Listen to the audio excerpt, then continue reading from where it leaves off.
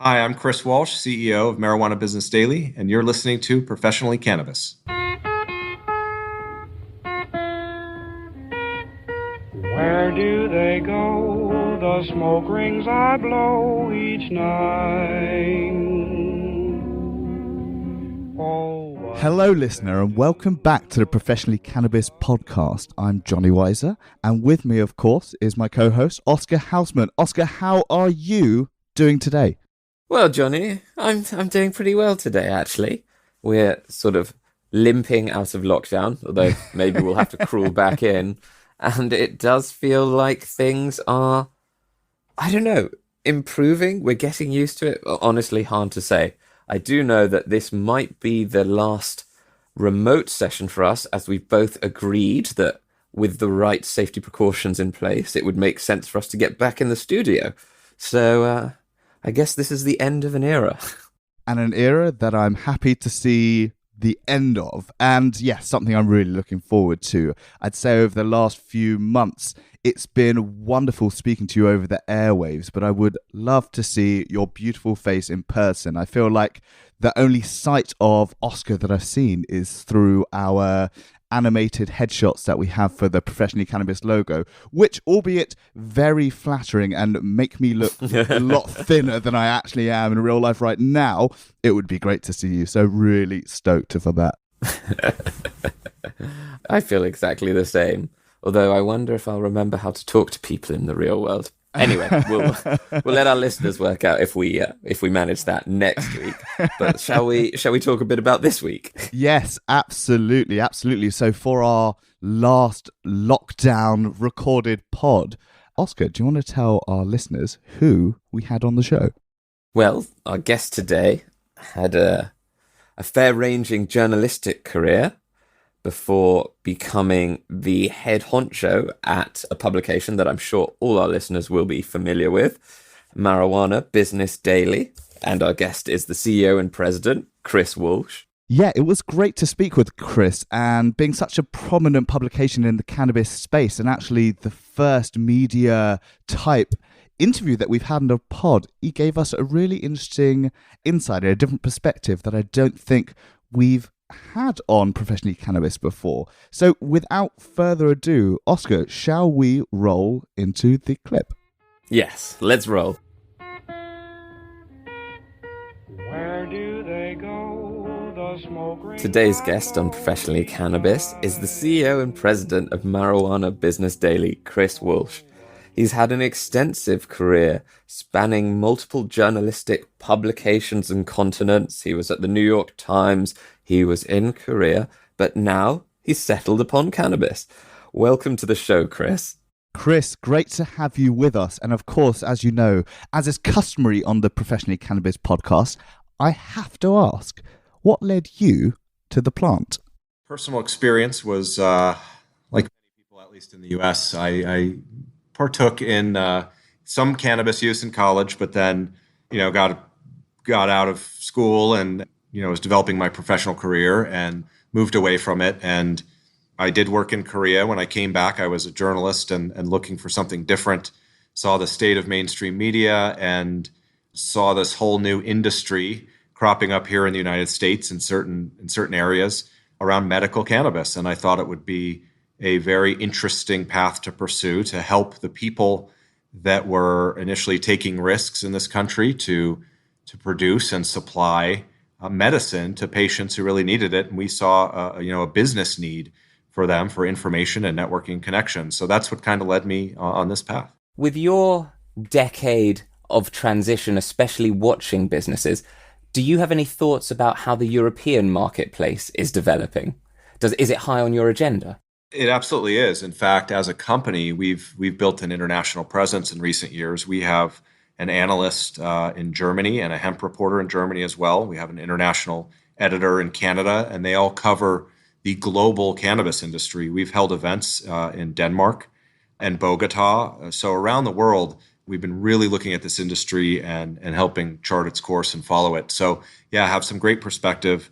Europe has evolved very differently than North America, both the US and Canada.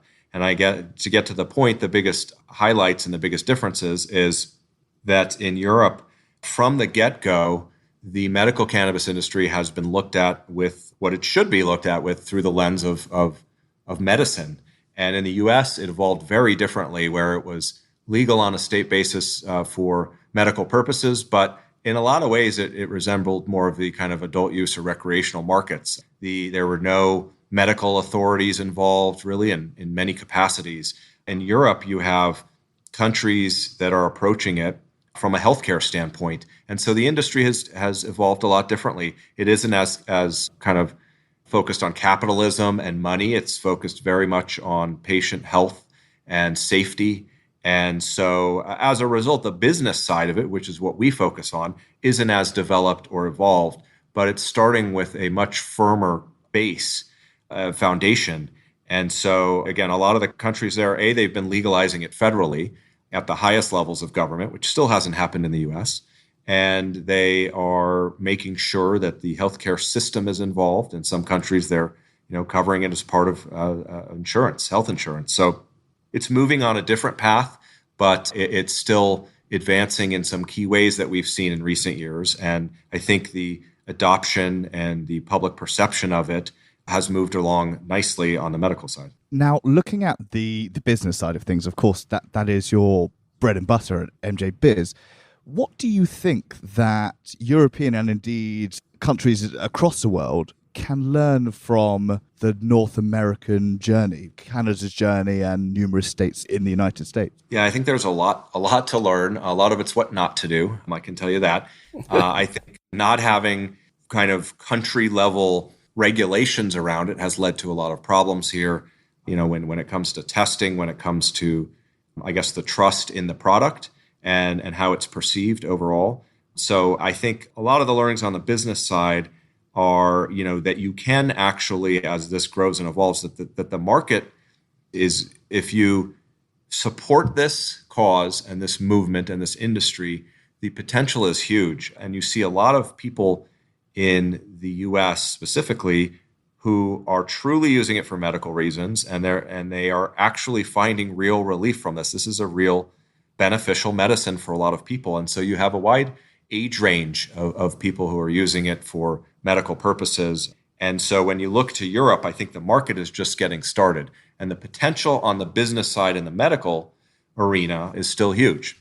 The potential to grow the market, to build, you don't have as many brands out there as we do in the medical here because it's not that business focused. But you can make money in this area if that's your main focus. But just as importantly, if your focus is really on helping people, you have lots of opportunity to do that out there. And we found that, as I mentioned, the perception of this is enhanced over time as people become more familiar with it, and it's not demonized anymore. And people see the benefits of medical cannabis on creating jobs and creating an industry and creating business opportunities, but really helping people. And so it's hard sometimes in the business world to feel like you're helping people, but you really can in this industry. And we've seen that play out time and again in the US through all the people who are benefited from it that swear by it and said they had serious diseases or ailments that nothing else would help them with.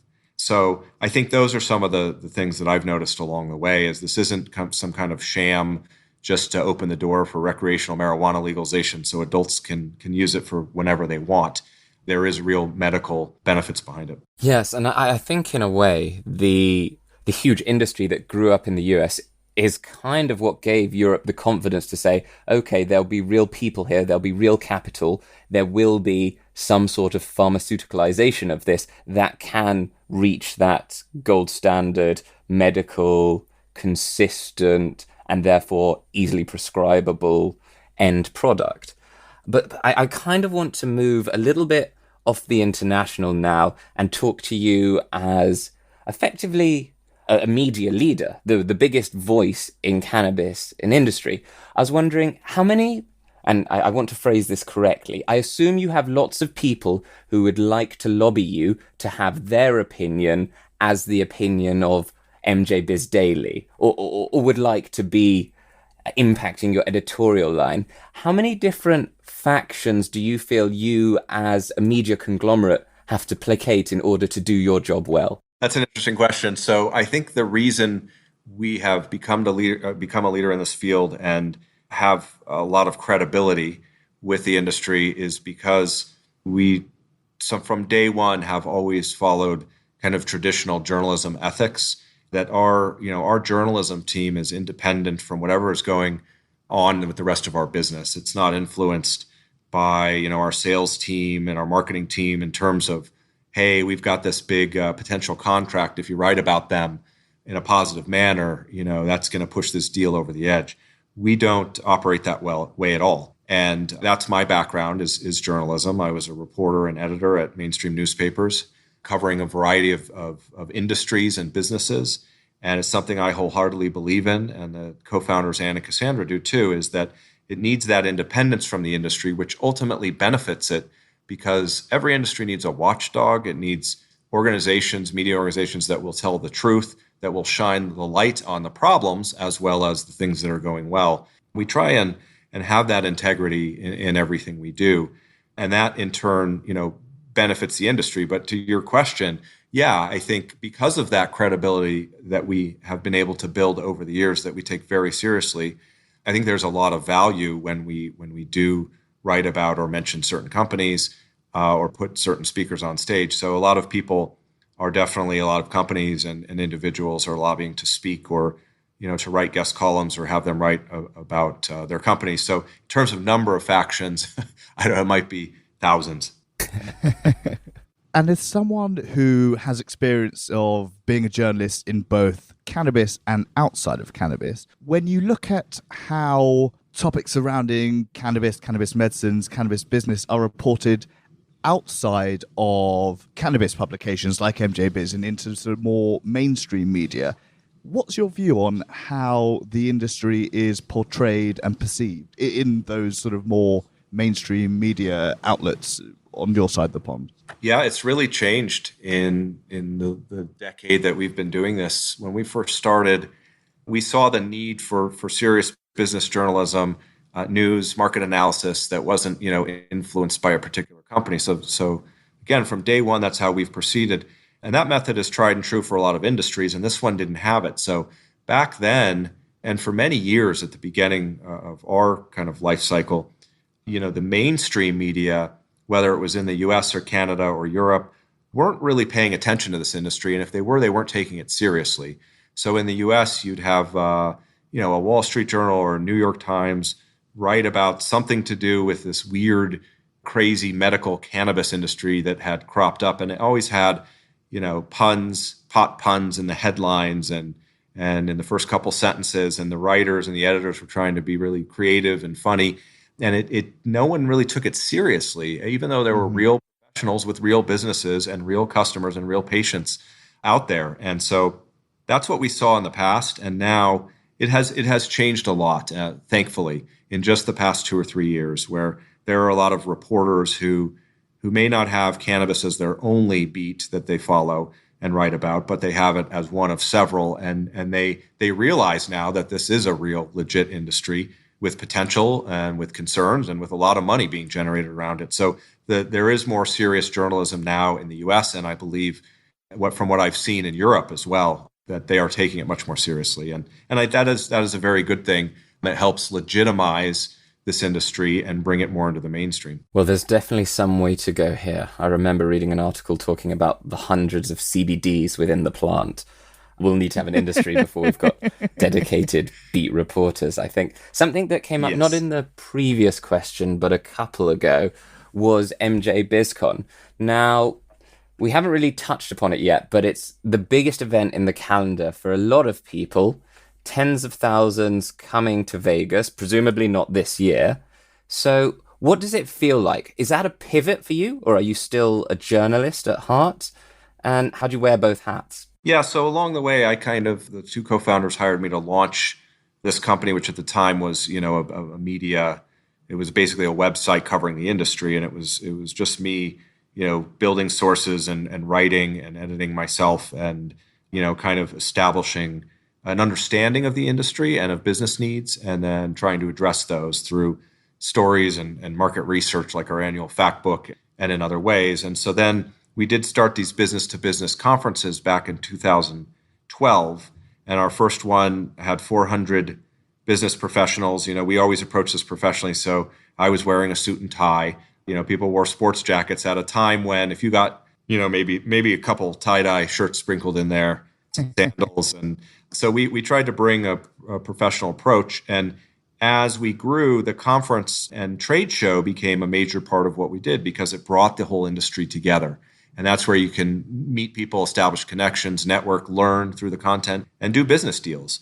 And so that became this juggernaut, MJBiz Con, every year in Las Vegas. And last year, we had 35,000 attendees from around the world, from, I think, almost 80 countries. And, that had continued to grow. And we had big plans for that this year until the coronavirus hit. So we still are planning to have that show in Vegas in December. But the current situation, we have to feel out as it goes. So we're moving forward with that and are very hopeful we can have it. But to your point, as we've grown, I still have journalism roots. It's what I went to school for. My father was a White House correspondent for the last 30 years for a large magazine in the U.S. So that kind of runs in my blood. My stepmom worked for the New York Times, and that's kind of the pedigree that I grew up around. And I still have a lot of ties to journalism, but along the way, I've moved now as CEO into the business side, and that goes much beyond journalism, as you would expect. So I think the root of all we do is still content. It's still journalism focused and based content overall, and applying those principles to what we do, whether it's at an event or it's on a website or it's in our print magazine. So it's been fun to meld those two together, the business side with the journalism side, and hold true to journalism principles, which are often neglected these days, especially at any media company, but especially by CEO level people who don't really usually have a journalism background themselves and are more focused on business and sales. So that's how we continue to approach everything, and integrity is super important to us and will be, going forward. As you've progressed and transitioned through the business through to the CEO role, how would you say that your job, your day-to-day and your role has changed? And in what aspects have you felt it the most and felt like you've had to adapt with it? So I've been moving to the business side for 2 years more firmly, and was president before, so oversaw our revenue generating business lines, and took over as CEO in January, which had to be one of the most unfortunate times to take over a company as CEO. Completely. Because 2 months later, all those grand plans went down the tube. So, what I would be doing and focusing on under that model at the beginning of the year is completely different than now. We've had to kind of readjust and pivot and figure out what the industry needs in this environment, what we are able to do. Face-to-face is still really important, but in the absence of that, how can we bring the same value and address the industry's needs, but in different ways? So most of my time has been focused on that and looking into our strategy, trying to understand the industry better and our audience, and figure out what do you need right now that we have expertise in, and how can we bring it to you? A lot of my time has been spent kind of strategic planning, scenario planning, making sure we can have a sustainable business that really meets the industry's needs. And, in these times of uncertainty, I've had to switch to a lot of communications related work, which kind of fits my background as a journalist because, we've had to take some moves on our own to get through this period with our staffing situation, and externally people are wondering what's going on. So I spend a lot of my time communicating with our staff and with the external audience. Everyone's, scrambling for answers, for information. And there's not a lot of that right now because no one can really predict what's around, the corner of the next week or two, let alone 3, 4, 5, 6 months. So that has been an unexpected shift with this current situation. But we're just trying to make sure that we do things right, that we make the right financial moves as a company to stay strong with not a lot of clarity out there, and that we can, protect jobs as much as we can and keep rolling on what we do best. And I think we've kept a really good presence in the industry where we're still covering the industry day in and day out. We have market research and reports. We've added new offerings like webinars. We've ramped up our social media, and we're moving forward with these new events plans. And one of the great things I think going forward that I've been focused on is what is the future going to look like for an event. And, everyone out there, the in-person events are so popular because this is where, again, you can get business done in a variety of ways. And so in the future, I do think we are going to continue down the path of we're going to plan for in-person events around the world, as we had a full slate this year. But there will always be a virtual element to that as well. And there are some things we're finding out that you can do in a virtual environment better than face-to-face. And so we're testing those. We're figuring out what works and what doesn't. There are new ways to connect people via networking apps and programs that we weren't implementing and most people weren't before this. So I think the synergy of these two sides in the long run, I am optimistic about. We just have to get through as a company and as an industry. All of us are trying to figure out how to get through this period. But when we do, I think we as a company are going to be stronger to offer better services and products and information. And I think the companies that come out of this in the cannabis industry in a good position will have, reorganized, retooled, rethought, started over in some ways to figure out what they need to be doing differently. And hopefully that will benefit the industry as a whole and we'll all come out of this stronger. Has the industry been a bit more resilient than would be expected? I'm thinking here in particular of Elon Musk's tweet that, a few years ago, medical cannabis operators were being arrested, and now in many states they're essential businesses. Has cannabis been sort of counterfactual in that regard, or is it hurting the same as other businesses? I think that's what gives me the most hope for the future of this industry is when you look at the US, it is not federally legal right now, even the medical side. So technically everyone in it is breaking federal law and just operating under state rule. And so is what we've seen is in a time when you closed almost every business out there in this country, and indeed in this world at various times, in the US, of the handful of businesses allowed to stay open, in a decent number of states, they chose cannabis dispensaries and in some cases recreational marijuana stores. Now that is remarkable when you think about it in a country like the US, that it's illegal federally, but these states said this is one of the most important businesses that needs to stay open, or industries. And so it just shows you how remarkably quick the situation has changed and the perceptions of this industry. And I think that ripples across the world. The US, rightly or wrongly, has a lot of influence in other countries and how they approach policies and industries. And I do think some other countries take their cues, or at least are aware of what's going on here. And that did help spread legalization across the globe and in Europe, as you mentioned earlier.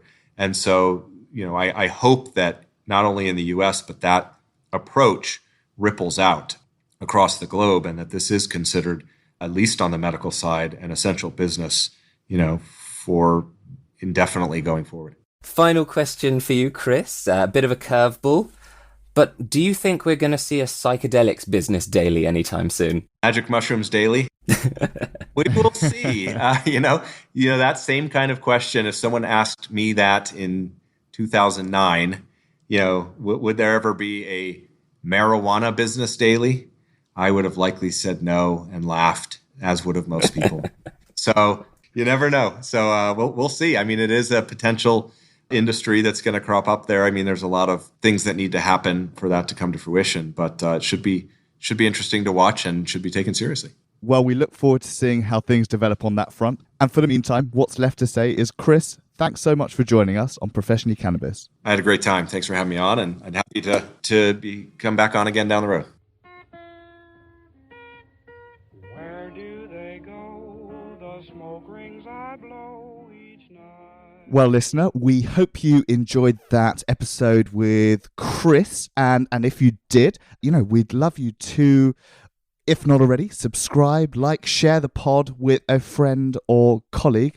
And in the meantime, and until next week's episode, we hope you have a great week and see you next time. Bye now. Love, please take me above, take me with you.